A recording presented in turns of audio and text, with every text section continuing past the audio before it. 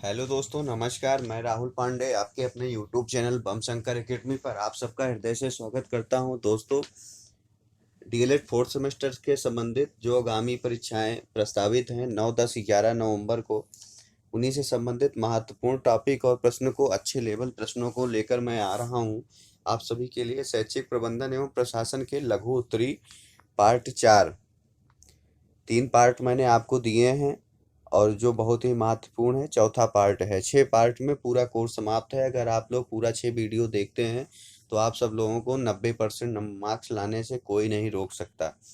दोस्तों, बम शंकर एकेडमी को आप सब लोग सब्सक्राइब और शेयर भी करिए। आइए चलते हैं प्रश्नों की ओर। भूस्खलन से क्या तात्पर्य है, इसके प्रभाव बताइए। भूस्खलन से तात्पर्य भूजल चट्टानों में वजन बढ़ा देते हैं जिससे वे नीचे की ओर खिसक जाते हैं। इसी को भूस्खलन कहते हैं। भूस्खलन कई प्रकार के होते हैं। जब ये थोड़ी दूर तक ही खिसकते हैं तो इनको स्लम कहते हैं। यदि ये दूरी अधिक होती है तो इनको सेल स्खलन कहते हैं। यदि बहुत ऊंचाई से मलबा अथवा सैल टुकड़े गिरते हैं तो इनको राखपाल सैल खिसकना कहते हैं। इसके प्रभाव क्या होते हैं? इनके प्रभाव भूस्खलन से पर्वतीय ढालों पर बने गड्ढे बन जाते हैं। इससे नए ढालों का निर्माण होता है।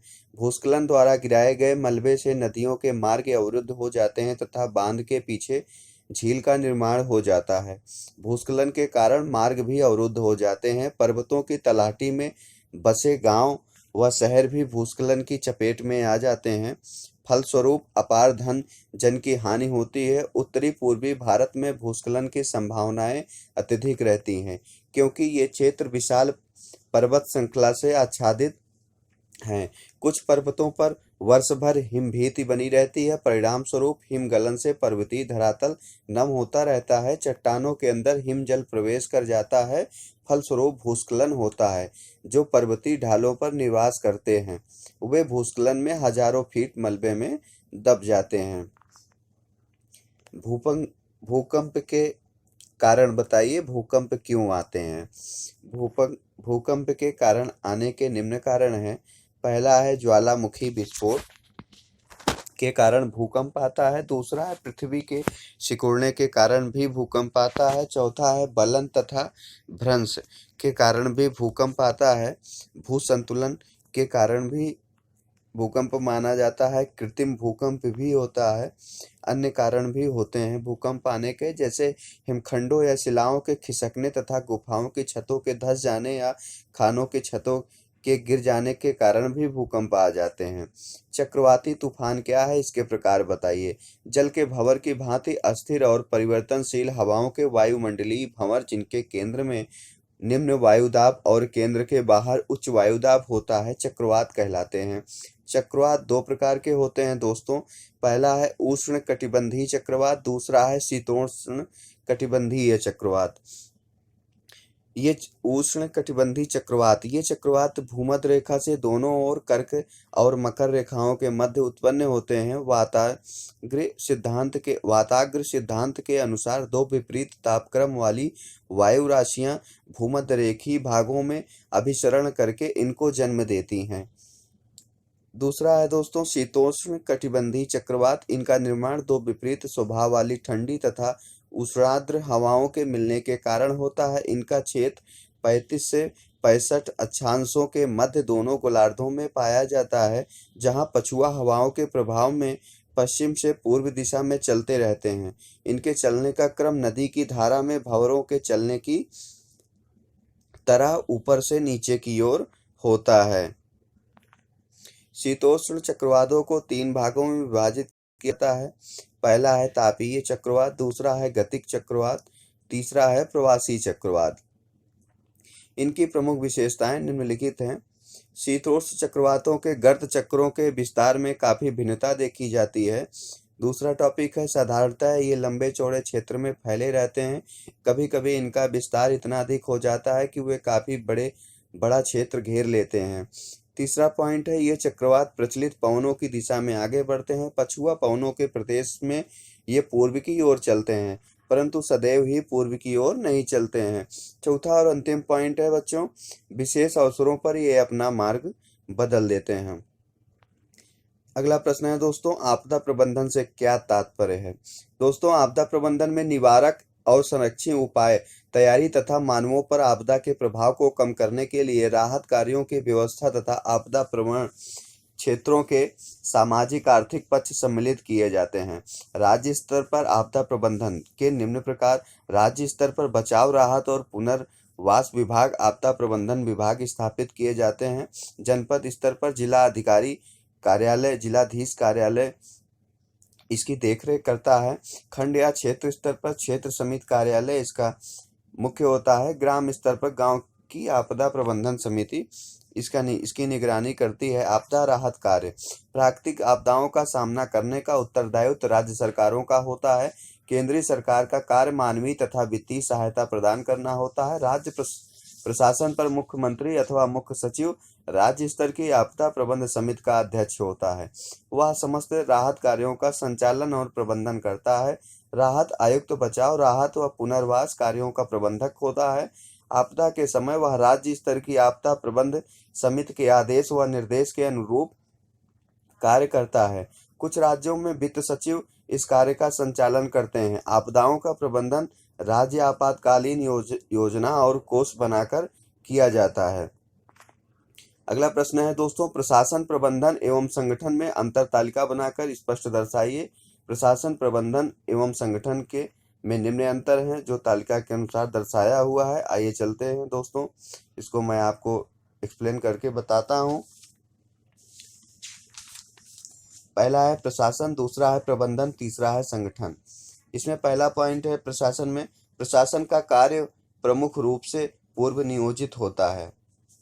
और प्रबंधन में प्रबंधन का कार्य स्टाफ के निर्देशन, समन्वय एवं अभिप्रेरणा से संबंधित होता है। संगठन का है, संगठन संस्था के समस्त स्टाफ के मध्य संबंधों को अभिव्यक्त करता है।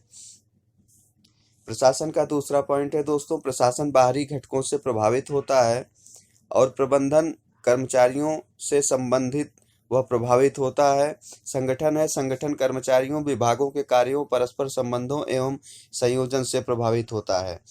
प्रशासन का तीसरा पॉइंट है दोस्तों, प्रशासन संबंध को निर्देशित एवं संगठित के आकार को निर्धारित करता है। प्रबंधन संगठन को दृढ़, सजीव एवं गतिशील बनाता है। संगठन एक निर्जीव ढांचा है। प्रशासन का चौथा पॉइंट है दोस्तों, प्रशासन संस्था का मस्तिष्क होता है। प्रबंधन संस्था का हृदय होता है। संगठन संस्था का शरीर होता है। प्रशासन निर्धारणात्मक भूमिका का निर्वहन करता है, यह क्रियात्मक भूमिका का निर्वाह करता है। प्रशासन एवं प्रबंधन में समन्वय स्थापित करता है संगठन। अगला पॉइंट है, प्रशासन से संबंधित समस्त कार्य उच्च स्तरीय प्रबंधक करते हैं। प्रबंधन का कार्य मध्य एवं निम्न स्तरीय प्रबंधकों द्वारा किया जाता है। संगठन का कार्य प्रशासन एवं प्रबंधन के परस्पर सहयोग एवं समन्वय पर निर्भर करता है। प्रशासन का सातवां पॉइंट है दोस्तों, प्रशासन संस्था के समस्त नीतियों एवं उद्देश्यों का निर्धारण करता है। प्रबंधन उद्देश्यों की प्राप्ति हेतु नीतियों को क्रियान्वयन का कार्य करता है। संगठन प्रबंधन का एक ऐसा उपकरण है जो एक आधार का निर्माण करता है। आठवां पॉइंट है दोस्तों, प्रशासन व्यवसाय को पूंजी एवं स्वामित्व प्रदान करता है। प्रबंधन प्रशासन द्वारा नियुक्त वेतनभोगी वर्ण में होता है। संगठन प्रशासन द्वारा निर्धारित प्रबंधन का उपकरण है। अगला प्रश्न है दोस्तों, विद्यालय प्रधानाचार्य के व्यक्तित्व का प्रतिबिंब है, इस कथन की पुष्टि कीजिए। 2018 में आया हुआ प्रश्न है। विद्यालय परिवेश में प्रधानाध्यापक एक नेता के रूप में होता है जिस पर विद्यालय की संपूर्ण गतिविधियां निर्भर करती हैं। यदि विद्यालय प्रधानाध्यापक कुशल व सक्षम है तो वह राष्ट्र के भावी नागरिकों के निर्माण में अपनी अहम भूमिका का निर्वाह कर सकता है। एक कुशल प्रधानाध्यापक का एक और तो संगठन की गतिविधियों पर पूर्ण आधिपत्य होना चाहिए, साथ ही साथ उसके अंदर यह क्षमता भी होनी चाहिए कि वह अपने सहकर्मियों को संतुष्ट कर सके। उसे नेतृत्व की शैलियों का भी ज्ञान होना चाहिए। किसी भी प्रधानाध्यापक को यह कभी भी नहीं भूलना चाहिए कि वह पहले अध्यापक है फिर प्रधानाध्यापक। शिक्षाविदों का विचार है कि जैसा मुख्याध्यापक होता है वैसा ही विद्यालय होता है।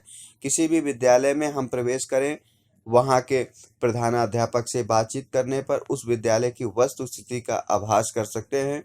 प्रधानाध्यापक अपने सफल नेतृत्व वैयक्तिक गुणों, अनुभव, योग्यता व कार्य कुशलता के आधार पर विद्यालय को निर्धारित लक्ष्य की ओर उन्मुख करता है। विद्यालय के हर अंग से प्रधानाध्यापक की छवि प्रतिबिंबित होती है। प्रधानाध्यापक पर ही विद्यालय का सुसंचालन निर्भर करता है। वह शिक्षकों, विद्यार्थियों, कर्मचारियों व अभिभावकों का नेतृत्व करता है और विद्यालय की सभी गतिविधियों का संयोजन एवं मार्गदर्शन करता है। यही वह व्यक्तित्व है जो विद्यालय प्रांगण से संबंधित समस्याओं का निराकरण अपनी दूरदर्शिता के आधार पर करता है। वह अपने कुशल संचालन से ही विद्यालय का समाज के साथ मधुर संबंध स्थापित करता है। वास्तव में वह विद्यालय का ही नेता नहीं होता, वरन समाज का भी नेता होता है तथा विद्यालय प्रधानाचार्य के व्यक्तित्व का प्रतिबिंब होता है। अगला प्रश्न है दोस्तों, विद्यालय प्रबंधन में शिक्षा की भूमिका बताइए। शिक्षा द्वारा ही मनुष्य का सर्वांगीण विकास होता है। शिक्षा संस्कृति के हस्तांतरण, संरक्षण, संवर्धन का प्रमुख स्थान है। किसी भी देश की शिक्षा वहाँ की संस्कृति का परिचायक होती है। शिक्षा की प्रक्रिया की महत्वपूर्ण कड़ी शिक्षक ही होते हैं। वही हमारी संस्कृति, संतति एवं भविष्य का संरक्षक हैं। शिक्षक अज्ञान रूपी अंधकार को मिटाकर ज्ञान रूपी प्रकाश दिखाकर मानवता के पथ को आलोकित करने वाला कहा जाता है। इस कारण हमारे देश में शिक्षक को सर्वोपरि माना जाता है और उसे गुरु का स्थान दिया जाता है। हमारे शास्त्रों में भी कहा गया है कि गुरु ब्रह्मा, गुरु विष्णु, गुरु देव महेश्वराय, गुरु साक्षात परम ब्रह्म, तस्मै श्री गुरुवे नमः। कबीर दास जी ने भी गुरु की महिमा के विषय में कहा है कि गुरु गोविंद दोहु खड़े काके लागू पाँव, बलिहारी गुरु आपने गोविंद दियो बताए। गुरु गोविंद तो एक हैं, दूजा यहू आकार। अध्यापक विद्यालय संगठन का हृदय कहलाता है। शैक्षिक कार्यक्रम की सफलता अध्यापक के व्यवहार दक्षता पर निर्भर करती है। शिक्षक सही अर्थ में राष्ट्र का निर्माता होता है। यदि हमें विवेकशील, उत्साहपूर्ण एवं कर्तव्यपरायण, उत्तम चरित्र वाले शिक्षक नहीं मिलते हैं तो इसमें संदेह नहीं है कि हम शिक्षा संबंधी जितनी भी योजनाएं बना रहे हैं वे सब व्यर्थ होंगी, क्योंकि शिक्षा शहनाई है तो शिक्षक बिस्मिल्लाह खान है। वाह। बालक के विकास में अभिभावक शिक्षक संघ की क्या भूमिका है, स्पष्ट कीजिए। दोस्तों, बालक के शैक्षिक विकास में शिक्षक तथा अभिभावक की महत्वपूर्ण भूमिका होती है। शिक्षक जहां बालकों के समान विकास की सोचता है, इसके विपरीत अभिभावक अपने बालक की शैक्षिक विकास के बारे में अधिक से अधिक ध्यान देना है। इन विभिन्नता के कारण ही बालिकाओं की क्षमताओं, रुचियों, व्यवहार दोषों के बारे में अभिभावकों की सोच शिक्षक से सर्वथा भिन्न होती है। वे शिक्षक से अनेक क्षेत्रों के बारे में अधिक जानते हैं, अतः अभिभावकों का शैक्षिक विकास में सहयोग लेना आवश्यक होता है। मीना मंच के उद्देश्य बताइए। मीना मंच का उद्देश्य बालिका शिक्षा के सर्वांगीण विकास से संबंधित है। इनके निम्न टॉपिक है। पहला है दोस्तों, बालिकाओं को अपने विचार व्यक्त करने के लिए एक मंच की आवश्यकता होती है। मीना मंच के द्वारा बालिकाएं अपने विचार तथा सीमाएं व्यक्त कर सकती हैं। दूसरा है दोस्तों, मीना मंच का उद्देश्य बालिकाओं में नेतृत्व करने की क्षमता तथा एक दूसरे का सहयोग करने की भावना का विकास करना है। तीसरा है, मीना मंच के माध्यम से बालिकाओं में प्रेम तथा सहयोग की भावना विकसित होगी एवं वे एक दूसरों की समस्याओं को समझेंगी। चौथा पॉइंट है बच्चों, इस मंच के माध्यम से बालिकाओं को शिक्षा के लिए प्रेरित किया जाता है।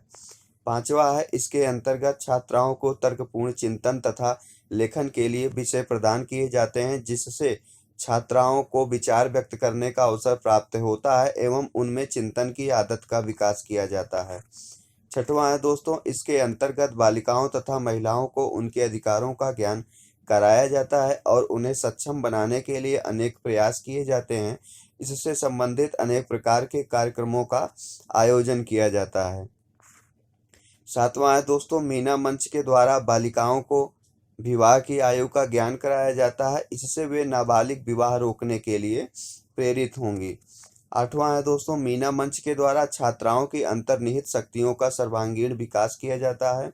उनको उनकी योग्यताओं तथा क्षमताओं का भी ज्ञान कराया जाता है। अगला प्रश्न है दोस्तों, निरीक्षण और पर्यवेक्षण में क्या अंतर है। बहुत ही महत्वपूर्ण प्रश्न है। दोस्तों निरीक्षण का तात्पर्य होता है परीक्षा लेना। परीक्षा का तात्पर्य है सरलता पूर्वक एवं आलोचनात्मक दृष्टि से जांच करना। शाब्दिक अर्थ के अनुसार निरीक्षण का अर्थ होता है किसी व्यक्ति का जांच करना। पर्यवेक्षण का तात्पर्य है दोस्तों उच्च दृष्टि जो विद्यालय विकास की गति प्रदान कर सके। पर्यवेक्षक का काम स्कूलों का मार्गदर्शन करना और समस्याओं का समाधान करना, जिनके पर्यवेक्षक की जिम्मेदारी उन पर होती है। विद्यालय पर्यवेक्षण के उद्देश्य बताइए। विद्यालय पर्यवेक्षण वह आवश्यक प्रक्रिया है जो विद्यालय में संचालित होने वाली विभिन्न गतिविधियों पर नियंत्रण रखते हुए उसके सुसंचालन में मदद करता है और लक्ष्य प्राप्ति को सुनिश्चित करता है। विद्यालय पर्यवेक्षण के उद्देश्य निम्नलिखित हैं। पहला है दोस्तों शिक्षकों, छात्रों व कर्मचारियों की समस्याओं से परिचित होना व उनका समाधान करना। दूसरा है बृहत समाज की विद्यालय से क्या अपेक्षाएं हैं, इसका ज्ञान अध्यापक को कराते हुए उन्हें उनके अनुरूप कार्य करने हेतु प्रेरित करना। तीसरा है विद्यालय के प्रशासनिक ढांचे में उत्पन्न हुए दोषों का उन्मूलन करना। चौथा है शिक्षक की विशेष योग्यताओं के अनुसार के विकास हेतु उन्हें प्रोत्साहित करना व इसके विकास के उन्हें अवसर प्रदान करना। पांचवा है विद्यालय में कार्यरत सभी सहकर्मियों के मध्य मधुर संबंध स्थापित करना। छठवां है दोस्तों छात्रों के विकास पर विशेष रूप से ध्यान देना। सातवां है दोस्तों विद्यालय में उपलब्ध संसाधनों का शिक्षण को प्रभावशाली बनाने में प्रयोग लेना है। आठवां है दोस्तों सेवारत प्रशिक्षण कार्यक्रमों को नियमित रूप से आयोजित करना। नौवां है शिक्षा जगत में होने वाली नवीन आविष्कारों से परिचित कराना तथा उनका प्रयोग शिक्षण कौशलों को बढ़ाने हेतु करना। 10वां है शिक्षकों को व्यावसायिक विकास पर ध्यान देना। विद्यालय के सभी कार्यक्रमों में छात्रों व शिक्षकों को सहयोग को सुनिश्चित करना। 12वां और अंतिम पॉइंट है दोस्तों विद्यालय में लोकतांत्रिक सिद्धांतों के आधार पर उचित पर्यावरण तैयार करना। अगला है प्रश्न, विद्यालय में पर्यवेक्षण की क्या आवश्यकता है। विद्यालय में जिस प्रकार से मुख्य अध्यापक की आवश्यकता होती है उसी प्रकार से वहां पर पर्यवेक्षक की भी आवश्यकता होती है। एक पर्यवेक्षक कई विद्यालयों का पर्यवेक्षण करता है और वह विद्यालय की परस्पर तुलना करते हुए विकास की सही दिशा का ज्ञान मुख्य अध्यापक को कराता है। पर्यवेक्षक की भूमिका निम्न होती है। पहला है विद्यालय में संचालित होने वाली गतिविधियों का मूल्यांकन करने में मदद देता है। कुछ अध्यापकों व मुख्य अध्यापकों को अपनी गतिविधियों का कुशलतापूर्वक संचालन करने हेतु मार्गनिर्देशन की आवश्यकता होती है। पर्यवेक्षण इसकी पूर्ति करता है। किसी भी व्यक्ति को यदि पर्यवेक्षण का पता है तो वह अपने कार्य को सही ढंग से करेगा, अतः पर्यवेक्षण व्यक्ति को अनुप्रेरित करने हेतु आवश्यक है। चौथा पॉइंट है पर्यवेक्षण के द्वारा अध्यापक व मुख्य अध्यापक को अपने ज्ञान का नवीनीकरण करने में मदद मिलती है। पांचवा है पर्यवेक्षण के द्वारा विभिन्न स्थलों में स्थित विद्यालयों में संपर्क स्थापित किया जा सकता है। छठवां पॉइंट है विद्यालय में कार्यरत अध्यापकों की कार्यकुशलता को बढ़ाने हेतु पर्यवेक्षण जरूरी है। अगला प्रश्न है दोस्तों विद्यालय प्रशासन में ब्लॉक संसाधन केंद्र के समन्वय की भूमिका बताइए। ब्लॉक संसाधन केंद्र के समन्वयक ब्लॉक के समस्त विद्यालयों के पर्यवेक्षण करने का अधिकार होता है। वह विद्यालय का पर्यवेक्षण करके अपने विचारों से उच्च अधिकारियों को अवगत कराता है। अतः ब्लॉक संसाधन केंद्र के समन्वयक की विद्यालय प्रबंधन में निम्नलिखित भूमिका होती है। पहला टॉपिक है दोस्तों वह विद्यालय का पर्यवेक्षण एवं निरीक्षण करके विद्यालय के संसाधनों की उपयोगिता को ज्ञात कराता है, उनके सुधार के लिए निर्देशन भी देता है। दूसरा है वह विद्यालय प्रधानाचार्य की प्रबंधन संबंधी समस्याओं को सुनता है तथा उनके समाधान हेतु निर्देश भी देता है। तीसरा है वह विद्यालय भवन संबंधी समस्याओं को ज्ञात करके उनके समाधान हेतु धन उपलब्ध कराता है तथा उसका लेखा जोखा रखता है। चौथा पॉइंट है अधिक छात्र संख्या वाले विद्यालयों में कम अध्यापक होने पर वह उच्च अधिकारियों को प्रस्ताव भी भेजता है। पांचवा और अंतिम पॉइंट है पर्यवेक्षण के समय विद्यालय प्रबंधन के लिए जिन साधनों का अभाव देखता है उनकी व्यवस्था के लिए उच्च अधिकारियों को सूचित करता है। उपर्युक्त विवेचन से स्पष्ट होता है कि ब्लॉक समन्वयक समय समय पर पर्यवेक्षण करके विद्यालयीय प्रबंधन में महत्वपूर्ण भूमिका का निर्वाह किया जाता है। अगला प्रश्न है दोस्तों विद्यालय प्रबंधन में सहायक बेसिक शिक्षा अधिकारी की भूमिका बताइए। ये बहुत ही महत्वपूर्ण प्रश्न है दोस्तों। सहायक बेसिक शिक्षा अधिकारी की नियुक्ति ब्लॉक स्तर पर की जाती है। ब्लॉक के विद्यालयों की प्रबंधन व्यवस्था में सहायक बेसिक शिक्षा अधिकारी की महत्वपूर्ण भूमिका होती है। समय समय पर वह विद्यालयों के प्रबंधन का पर्यवेक्षण करता है तथा समस्याओं के समाधान हेतु निर्देश भी देता है। सहायक बेसिक शिक्षा अधिकारी के विद्यालय प्रबंधन की भूमिका को इस प्रकार स्पष्ट किया जा सकता है। पहला है, सहायक बेसिक शिक्षा अधिकारी नवीन विद्यालयों के निर्माण हेतु उच्च अधिकारियों को प्रस्ताव भेजता है, जिससे प्राथमिक स्तर पर शिक्षा उपलब्ध कराई जा सकती है। दूसरा है, वह विद्यालयों का समय समय पर पर्यवेक्षण एवं निरीक्षण करके विद्यालय प्रबंधन को सुझाव देता है तथा उच्च अधिकारियों को अवगत कराता है। तीसरा है दोस्तों, विद्यालय के भौतिक एवं मानवीय संसाधनों का पर्यवेक्षण करके उनके समाधान हेतु उपाय बताता है।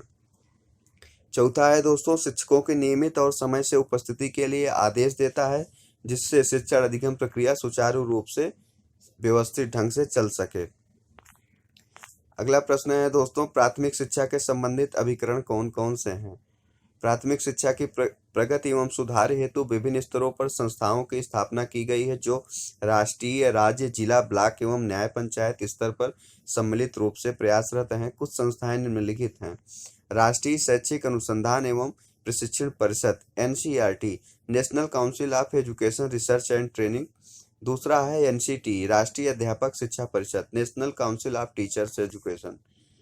तीसरा है राष्ट्रीय शैक्षिक प्रबंधन एवं प्रशासन संस्थान, national institute of educational planning and administration. चौथा है IGNOU, इंदिरा गांधी राष्ट्रीय मुक्त विश्वविद्यालय। पांचवा है NIOS, राष्ट्रीय मुक्त विद्यालय शिक्षा संस्थान। अगला प्रश्न है दोस्तों, राष्ट्रीय शैक्षिक अनुसंधान एवं प्रशिक्षण परिषद के उद्देश्य एवं कार्य संक्षिप्त में बताइए। राष्ट्रीय शैक्षिक अनुसंधान एवं प्रशिक्षण परिषद के उद्देश्य एवं कार्य निम्न हैं।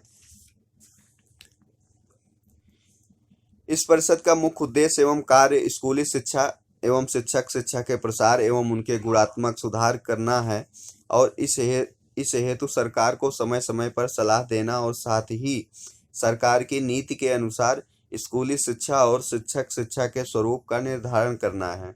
इसके उद्देश्य एवं कार्यों को निम्नलिखित रूप में क्रमबद्ध किया गया है। इसमें पहला टॉपिक है, यही प्रश्न अंतिम है और महत्वपूर्ण भी है, इसको आप लोग जरूर अच्छे से ध्यान से देखिए दोस्तों। स्कूली शिक्षा के विभिन्न स्तरों का स्वरूप एवं उनके स्तरमान को निर्धारित करना है।